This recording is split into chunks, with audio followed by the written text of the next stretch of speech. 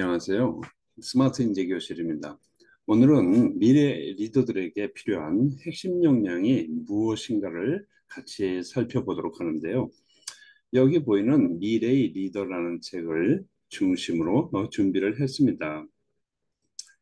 이 책을 간단히 소개드리면 제이콥 모건이라는 사람이 쓴 The Future Leader라는 책을 바이탈 경영 교육원의 임채곤 대표님께서 번역하시고 또 교육도 하고 계신 이 미래의 리더라는 책을 중심으로 준비했습니다.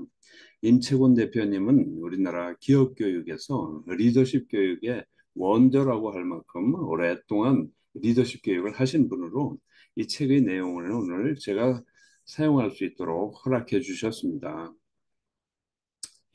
이 책은 제이콥 모건이라는 저자가 약 140명에 달하는 글로벌 기업 CEO들을 인터뷰해서 나온 자료를 정리한 내용입니다. 책 내용은 1부에서 5부까지 있는데 그중에서 오늘 집중적으로 살펴볼 것은 3부 리더에게 필요한 4가지 사고방식에 관한 내용입니다. 이 책은 대략 2030년에 포커스를 맞춰서 미래의 리더를 양성하기 위해서 필요한 것을 제시하고 있습니다. 여기 도표를 보면요. 왼쪽에 4가지 사고방식이라고 번역되어 있는데 영어로는 마인드셋입니다. 마인드셋은 우리가 사고방식 또는 마음가짐 이렇게 번역이 가능한데요. 아마도 많은 분들이 성장 마인드셋에 관해서 이미 들어보셨을 것으로 생각해서 그냥 마인드셋으로 이렇게 이야기를 하겠습니다. 오른쪽에는 5가지 핵심 스킬을 제시하고 있는데 이 핵심 스킬에 관해서는 2부에서 살펴보도록 하겠습니다. 오늘 살펴볼 4가지 마인드셋은 탐험가 마인드셋, 요리사 마인드셋, 서번트 마인드셋, 글로벌 시민 마인드셋입니다. 먼저 이 4가지 마인드셋 중에서 첫 번째는 탐험가의 마인드셋으로 여기서는 남극 탐험을 했던 어니스트 세클턴에 관한 이야기로 시작합니다. 어니스트 세클턴은 남극을 탐험하려고 대원 28명을 모집해서 남극 횡단을 목표로 출항합니다. 이 이야기는 아주 유명한 리더십 이야기입니다. 예전에 현대그룹 연수원에서 이 세클턴을 모델로 한 리더십 교육을 별도로 진행했던 그런 적도 있었습니다. 자, 그러면 이 28명은 어떻게 되었을까요? 이 사람들은 안타깝게도 남극 대륙에 제대로 도착하기도 전에 배가 난파되어 버려요. 그런데도 놀랍게 이 28명이 모두 다 살아서 돌아옵니다. 그들이 살아서 돌아오게 만들어준 리더가 바로 어니스트 세클턴입니다. 그렇지만 그 사람들이 구조되기까지 무려 630일이나 걸렸어요. 그래서 이 이야기에는 위대한 실패라고 돼서 많이 알려지게 됩니다. 이 어니스트 세클턴과 인디어런스 호의 이야기를 아주 잘 정리한 유튜브 영상이 있어서 소개합니다. 유튜브에서 궁금소 세클턴 하고 검색해 보시면 쉽게 찾으실 수 있을 것입니다. 이 영상은 꼭 한번 보시길 추천드리고요. 여기서는 영상의 앞부분만 간단히 살펴보도록 하겠습니다.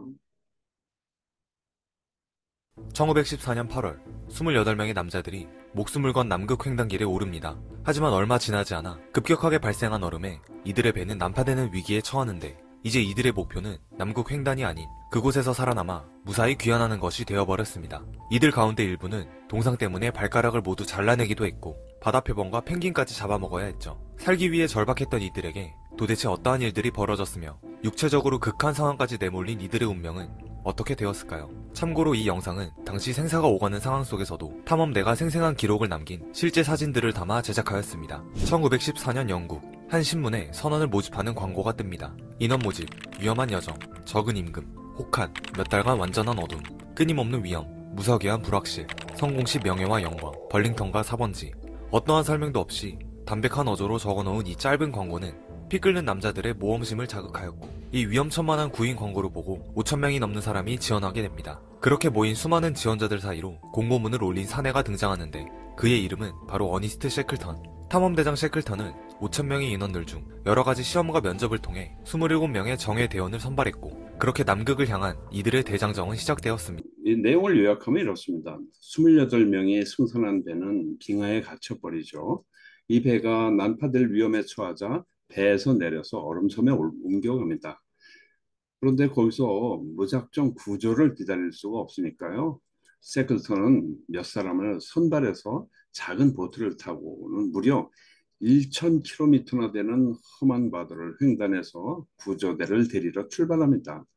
이 사람들은 정말 고생해가지고 칠레에 도착해서 구조대를 간신히 만들어 이끌고 와서 남아있던 사람들을 구조해 가는데 남아있던 사람들도 고생을 많이 했겠지요.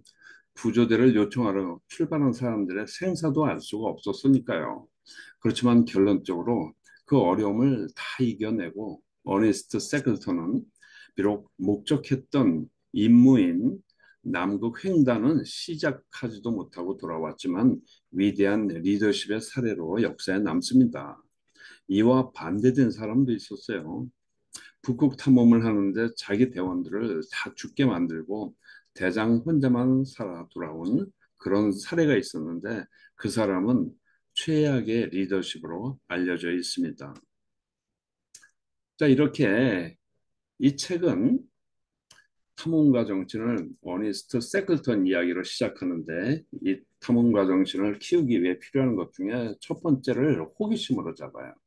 호기심을 갖는 것이 굉장히 중요하다. 그러면서 여기에 2014년에 발표된 호기심 보고서의 내용을 일부 소개하는데 그 보고서에는 호기심 많은 사람들의 특성이 네 가지가 있다고 합니다.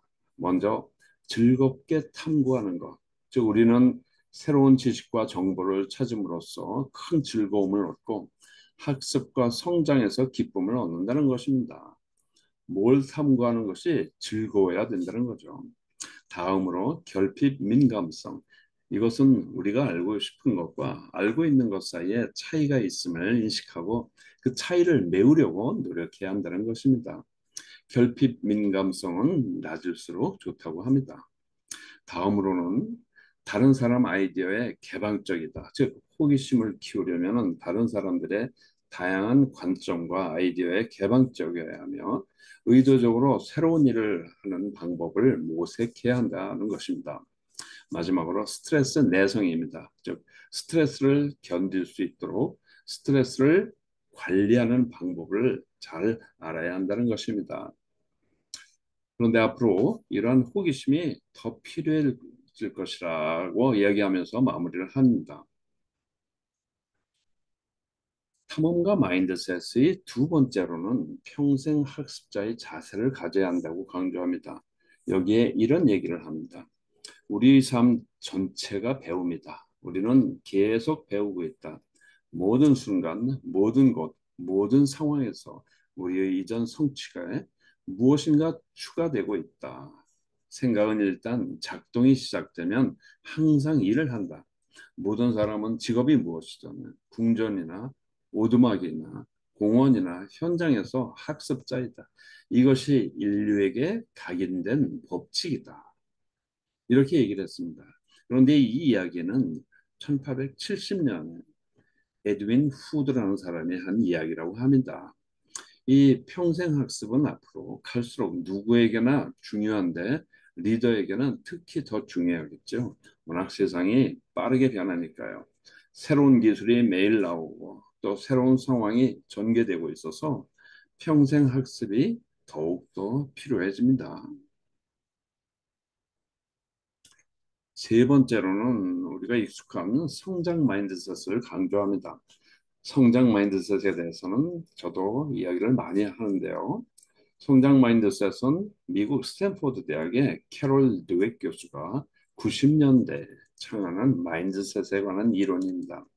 이 책으로는 2006년에 출간됐는데 여기서는 사람들의 마인드셋을 성장 마인드셋과 고정 마인드셋으로 이렇게 구분을 합니다. 그런데 이 마인드셋 개념은 미국에서는 주로 학교에서 많이 적용했는데요. 물론 학생들뿐 아니라 성인들에게도 필요하다는 것은 잘 알려져 있습니다. 여기 탐험가의 마인드셋에서 성장 마인드셋을 중요하게 보는 것은 아주 당연하다고 생각합니다. 여기 간단한 도표가 있는데요. 이것은 성장 마인드셋에 관한 핵심을 간단하게 정리한 것입니다. 가령 도전이 있으면은 성장 마인드셋에서는 도전은 내가 성장하도록 돕는 것이다. 그래서 어떤 도전적인 상황을 맞이해도 그것이 내가 성장할 기회로 보는 것이죠. 또 실패를 해도 이것도 역시 내가 성장할 기회로 보는 것입니다. 또 실패를 통해서 배우는 것을 강조합니다. 이러한 성장 마인드셋을 갖는 것이 탐험가 마인드셋에서 중요하다는 그런 이야기를 하지요. 반대로 고정 마인드셋은 도전을 좋아하지 않습니다.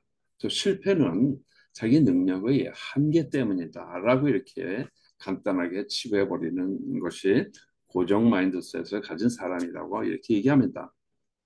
근데 물론 여기에 대해서는 여러 가지가 있고 아주 상세한 설명들도 이 책에 많이 있으니까 이 책도 한번 읽어보시기를 권장합니다. 기업에서는 이 성장 마인드셋을 적용한 아주 좋은 사례가 있는데요. 마이크로소프트의 3대 CEO가 된 인도 출신의 사티아 나델라는 취임하면서 이 침체되어 있던 회사의 조직 문화를 한번 바꾸기 위해서 이 성장 마인드셋 개념을 도입했다고 합니다. 성장 마인드셋을 아주 강조하면서 주요원 리더들에게 성장 마인드셋을 갖추도록 했는데요. 정 리더들이 바꿔지지 않으면 아예 리더를 교체하는 방식으로 해서 이 회사의 조직 문화를 굉장히 짧은 기간에 바꾸었고 또한 그거 외에도 비즈니스 전략도 윈도우 중심에서 클라우드 방식으로 바꾸는 등 여러 가지 혁신을 통해서 침체에 빠져 있던 마이크로소프트 회사를 다시 성장하도록 합니다. 사실 그렇게 큰 회사가 침체에 빠졌다가 다시 성장한다는 것 자체가 굉장히 어려운 일인데요.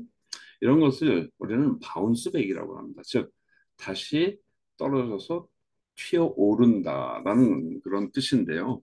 마이크로소프트는 이런 바운스백을 잘 해서 재기에 성공을 하고 이제 애플과 함께 미국 기업 중에서 시가총액 1, 2위를 다투고 있는 그런 기업으로 다시 어, 성장했습니다. 네 번째로는 적응력과 민첩성을 강조하고 있어요. 거기 이제 사례로 이런 얘기를 합니다. 사람들이 시간을 투자하는 방식에 점점 더 영향을 미치는 트렌드를 이해하려면 미국의 미래의 리더는 적응력이 있어야 한다라고 하면서 변화와 파괴가 보편화되고 있다. 따라서 리더는 이를 신속하게 할 수 있어야 하고 정기적으로 바꿀 필요가 있고 민첩해야 한다. 그래서 이렇게 민첩해야 한다는 것도 강조를 하는데요.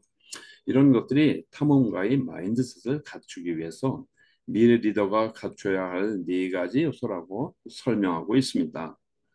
그러면서 이 책에서는 그런 탐험가 사고방식을 개발하는 아이디어도 몇 가지 제안을 합니다. 다음으로 두 번째 마인드셋은 요리사의 마인드셋이라고 설명을 하고 있는데 이건 참 재미있는 비유를 쓴 것 같습니다. 그래서 쉽게 이해하도록 이렇게 얘기를 하는 것 같은데요. 요리사의 마인드셋에 처음 나오는 얘기는 이렇습니다. 요리사는 맛있는 요리를 만들려면 재료의 균형, 그리고 맛과 영양의 균형, 그리고 문화와의 균형도 필요하다라는 얘기를 하고 있어요. 즉, 균형 잡힌 사고를 강조하고 있습니다. 요리사 마인드셋에서 첫 번째로 나오는 이야기는 휴먼 IT가 필요하다라고 합니다. 여기서 휴먼 IT라는 것은 먼저 휴먼은 사람에 대한 것이죠. 그래서 리더에게 굉장히 중요하죠. 사람은. 리더는 사람을 잘 이끌어야 하니까요. 그래서 사람에 관한 것이고 IT는 기술에 관한 것입니다. 이 두 가지를 잘 조화시키고 균형을 잡을 필요가 있다는 이런 얘기를 합니다. 휴먼 IT가 필요하다는 것은 업무에서 사람의 인간적인 면과 기술의 측면을 조화롭게 균형을 잡는 것. 즉, 현재와 미래의 리더는 사람과 기술 모두 함께 일을 잘 할 수 있어야 한다는 것을 강조하는 것입니다.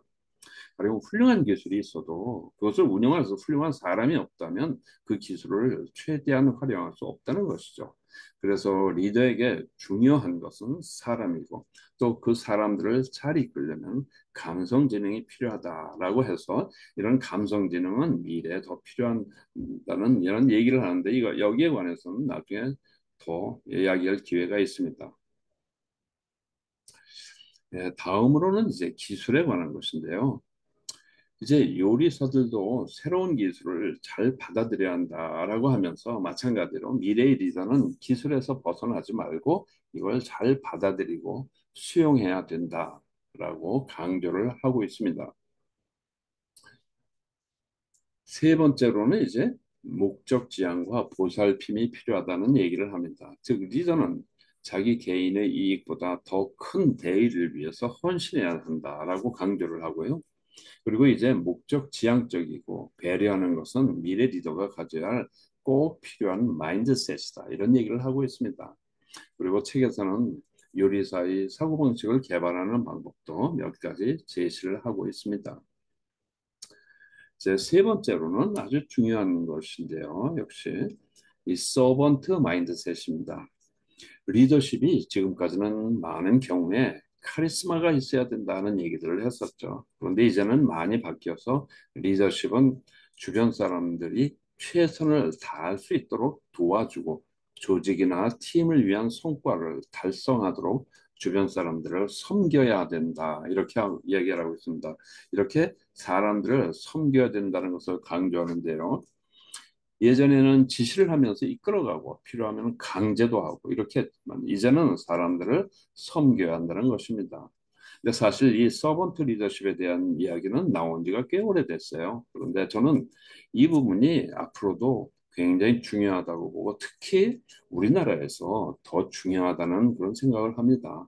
이제 우리나라 리더들도 이런 서번트 마인드셋을 갖고 주변 사람들을 섬길 수 있는 그런 리더가 좀 많아져야 되겠다는 것입니다. 서번트 마인드셋도 몇 가지로 나눕니다. 섬기는 대상에 대해서 첫 번째는 상사에 대한 섬김인데 이건 뭐 당연하겠죠. 그런데 이 책에 재미난 이야기를 해요. 즉 직속 상사를 그냥 보스가 아닌 파트너로 생각하라고 합니다. 즉 상사도 파트너처럼 여기고 같이 협업을 하는 상대로 생각하라는 것인데요.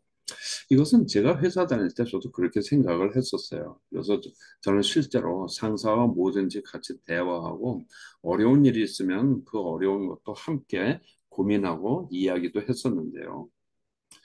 가령 상사가 어려운 일이 있으면 저도 같이 고민해서 의견을 제시하고 이렇게 했었죠. 그래서 참 재미있게 일했었다는 그런 생각을 합니다. 그래서 상사로서 섬길 때는 물론 모시지만 또 파트너로 생각하는 게 굉장히 도움이 되는 것 같습니다. 이렇게 상사를 파트너로 생각하는 사람들은 일상생활과 전반적인 삶에서 더 행복하다는 그런 연구 결과도 책에서 인용을 해주고 있습니다. 자, 그다음에 이제 중요한 것은 직원들에 대한 섬김입니다. 직원들에 대한 섬김에서 가장 효과적이고 쉬운 방법은 직원들이 하는 일에 대해서 인정을 해주는 것이라고 합니다. 이것은 당연하겠죠. 직원이 잘하는 것을 인정해주고 칭찬해주면 직원들의 사기가 올라가겠죠. 그래서 리더 임무를 이렇게 얘기합니다. 자신보다 직원들이 더 성공하도록 해주는 것이 리더의 역할이다. 저는 이 말이 너무 멋있다고 생각해요. 자신이 성공하는 것보다 직원들이 더 성공할 수 있도록 도와주는 것이 직원들에 대한 섬김이다라는 말입니다. 세 번째로는 이제 고객에 대한 섬김입니다. 그래서 고객을 중심으로 하자. 즉, 고객 중심의 조직 문화를 구축하고 그리고 고객 중심의 리더십 또 고객 경험에 결점이 없도록 디자인하는 등 이런 것들이 있는데 뭐 비슷한 내용이라 간략하게 줄였습니다. 요점은 고객이 우리 서비스나 제품을 이용하는데 전혀 문제가 없도록 고객 위주의 문화를 구축하는 것이 고객에 대한 섬김이다라고 이렇게 이야기하고 있습니다. 네 번째도 재미있는 발상인데요. 자기 자신에 대한 섬김이라고 했습니다. 한 조사에 의하면은 이 기업에서 고위급 리더들의 96% 정도가 다소 탈진을 했다고 하고요. 그중에서 3분의 1 정도는 심각할 정도로 탈진 상태라고 합니다. 그래서 리더들은 자기 관리를 잘 해서 그러기 위해서 또 더 많은 노력이 필요하다. 이런 얘기를 하고 있습니다. 이제 다섯 번째는 이런 서번트 리더십을 발휘하기 위해서 겸손과 취약성이 굉장히 중요하다라는 얘기를 합니다. 보통 리더들은 그렇게 생각하지 않고 있죠. 저는 이 부분이 우리나라 리더들의 가장 큰 문제라고 생각해요. 자기가 다 안다고 생각하는 리더들이 상당히 많은 것이죠. 특히 정치적인 리더들이 그런 경우들이 많은 것 같은데 자신이 다른 사람보다 우월하다고 생각하지 않는 것. 이것이 우선 중요한 것이고요. 그 다음에 자신이 개방적이고 정직하게 모르는 것은 모른다라고 하는 것. 또 자기가 불편한 건 불편하다라고 솔직하게 이야기를 하는 것입니다. 취약성이라는 것은 내가 이건 잘 모른다라고 이렇게 말할 수 있는 거. 이런 것이 굉장히 중요하다고 여기서 강조를 하고 있습니다. 그래서 정리해 보면은 상사에 대한 섬김, 부하에 대한 섬김, 고객에 대한 섬김, 자기 자신에 대한 섬김, 그리고 겸손하게 자시 감정에 정직한 것. 그래서 모르는 것은 모른다라고 솔직할 수 있는 이런 리더십이 필요하다는 이야기입니다. 다음으로는 마인드셋의 네 번째로 글로벌 시민의 마인드셋을 강조합니다. 글로벌 마인드셋을 갖는 것은 다른 사람들과 아이디어에 개방적이고 문화나 종교, 민족, 인종 그리고 생각의 다양성을 존중하는 것인데요. 이 부분도 우리는 좀 많이 개발할 필요가 있다고 생각을 합니다.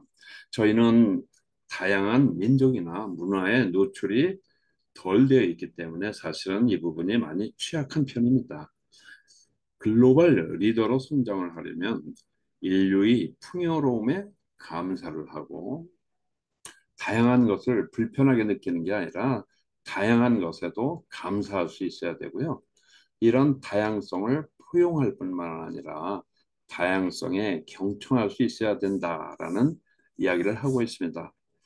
그래서 글로벌 시민의 마인드셋을 가지면 세계적으로 생각하고 다양하게 흩어져 있는 직원을 이끌 수 있어야 하는데 이것은 글로벌 기업 같은 경우는 여러 나라에 진출해 있으니까 그런 다양한 나라에 있는 직원으로 구성된 팀을 이끌 수 있어야 하고 또 아이디어를 전 세계에 전파하고 최고의 인재가 어디에 있든 찾아서 유치할 수 있도록 하는 것. 이것이 바로 글로벌 시민의 마인드셋이다라고 하는 것입니다. 그리고 이 책에서는 글로벌 시민의 마인드셋을 어떻게 개발할 수 있는지에 대한 아이디어도 제시해주고 있습니다.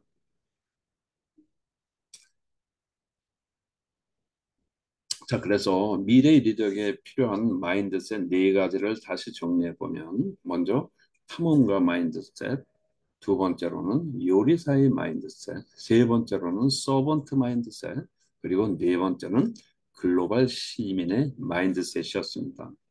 제가 오늘 준비한 것은 여기까지고요. 다음에 2부에서 계속하도록 하겠습니다.